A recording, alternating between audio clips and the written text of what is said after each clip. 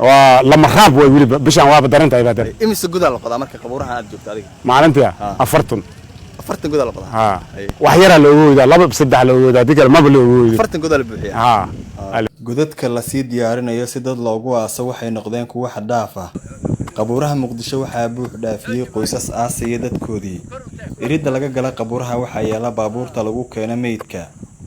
Ma cadda waxa sababay kororka dhimashada ee muuqda, balse waxaa Soomaaliya ku dhex baahayay khatarta cudurka coronavirus kaasoo dhul dhigay dad badan. Waxaan nooga warbixisaa halkaan aad joogtaa bal dadka la keenay tiradoodu waa intee maxaa iska bedelay tiradoodu warsadon afartan au dhahaysa markii uu yarta marka dadkan maxay marka u dhinteen leeyahay marka dadka badan ay dhan corona corona dilaalay calaamadaha ku aragtay ma jira adin dharkaas dhar oo gooni ah wili baan arag aan ku arkaa wixii ma yani dharkaas ugu baan dhimashada ma aha ka badan jira iyaga keenay dadka dhimashada badan dadka oo dharkaas wita keen marka adiga imsa sana halkan ka shaqeynaysa tan oo kale ma ku soo martay ma wili ma arag ma arag 20 sano ku shaqeeyay ma aragna tan oo kale inta shaqeynaysa marka ka hor cudur iyo dadka ma arka jarna ma duugi jiray maalintii 8 9 7 saas leeyahay laakiin 40 30 ma aragna marka waxa dhaaf had dhaaf waa dadka dharkaas dadka wato marka dharkan oo dadka coronavirus ka gashaan bara uu jaro adiga soo gudbaadaa markii aragna waa ka ararnaa iyaga aragna ma aragna aniga waa tagnaa saaka adna godkiya ku aasay marka ma godka waa ma qolada xafiiska qaad sida arkaysan halkan waa qabuurihii Muqdisho waxaana jooga dad fara badan oo ehladooda soo raacay qabuuraha waxa la keenayaa inta aan joogay meedad fara badan ayaa la keenay waa u jeedaan ilaa hadda meed ayaa la aasaya dadka halkan jooga waxay tilmaam ka bixiyeen dadka dhimashada ugu badan dhimanaya dharka ay wataan dharkaas markay ii tilmaameen sidaad u jeedaan dharka halkan ayuu yaalaa dharka dadka loogu talagalay coronaviruska dharka loogu talagalay in loo xiro oo kuwana sidaad u jeedaan geedihii meeshan ku yaalo gebigood waxa saaran dharkaas aad u jeedaan cadcad waxayna tan muujinaysaa kororka coronavirus iyo dhimashada dadka uu ku dilay magaalada Muqdisho waxaana muuqanaysa in cudurkan cudur uu yahay khatar laakiin dadku aysan ku baraarugsanin qabuuraha Muqdisho waxaa lagu daadshay agab wasaqoobay oo loo isticmaalay dad qabay cudurka COVID-19 midanna waa halis cusub oo wajihi karaan dadka ehladooda ku duugaya qabuuraha waxyaabahaas waxa la yiraahdo waxyaabaha wastage la yiraahdo way oo warshadaha meesha ka isticmaal wastage oo kale ayaa haddana caafimaadka waxyaabaha isaga uu ku shaqeeyay iyagana wastage-kii soo galayaan dharka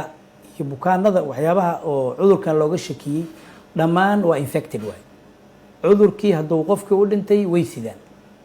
maadaama ay sidaan waxay khatar u yihiin dadka dharkaas meelaha lagu tuurayo hadduu dhar fiican yahay dad qaadanayo dad dan yar ha jiro oo magaalada ku firsan dad soo barakacaya meelaha degan inay qaatana macquul cudurka si faafidiisa ayuu fududeynaya marka waxaan ku talin lahaa qofka ilaahay oofsaday dadkiisa xil baa ka saaran dharkaas iyo alaabtaas maadaama ilaahay qofkaas uu oofsaday isagana meel khayr la geeyaan leenahay nin muslimnimo waaye iyagana waxaa laga rabaa dharkaas inay xifdiyaan inay god u qodaan inay gubaan inay ka fogeeyaan bulshada oo aysan meel isugu keenin si loo ilaaliyo fiditaanka cudurka ku imaanayo si wax badan aan uga ogaano dhimashada xadhaafka noqotay ee ku soo siyaaday Soomaaliya waxaan tagay isbitaalka Abu Bashiir kaasoo sameeyay qayb cusub oo dadka qaba cudurka COVID-19 lagu qaabilo Dr. Abdullaahi Xuseen Cabdi ayaa ka warbixinaya kiisaska ugu badan oo ay qaabileen maalmihii u dambeeyay dadka annaga aan aragnay dhalinyarana waa aragnay odayaalna waa aragnay ilmaha yaryarka aad inoogu yar yihiin laakiin waxaa adiga aad u badan waliba odayaasha kale aad ugu badan yahay dhalinyarana waa aragnay laakiin annaga maadaama aan testiga samayn karin isla markaasna dadkii haddaan dhahno testiyadii sameeya ay aad uga cuslaysanayaan annagu ma samayn karno ijbaari ma ka dhigi karno mana awoodna uma heli karno in aan annaga testigii samayno laakiin any case oo symptomskan aan ka helo priority koobaad waxaan ku fikirayna waxa waaye inuu COVID-19 yahay taasaan ka qaadanaa sida meelaha tropicalka qofka qandhada ugu horeysa looga qaadan jiray inay kanaaco tahay ayaan annaga waxaan ugu qaadanaa qofka markii qandha lagu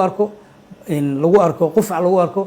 respiratory problem lagu arko calaamada koobaad ee tensionkeena aan saarayna waxa waaye inuu COVID-19 yahay preventionkeena aan qaadanaa sidaan wax ugu qaban lahaynna waa sameynaa marka laga soo tago qabuuraha baraha bulshada waxaa ku soo kordhaya dhambaalada tacsida taasoo iyadoo laftigeedu dad badan dareen ku abuurtay. Maxamed Ciise Kona, Shabeelle TV, Muqdisho.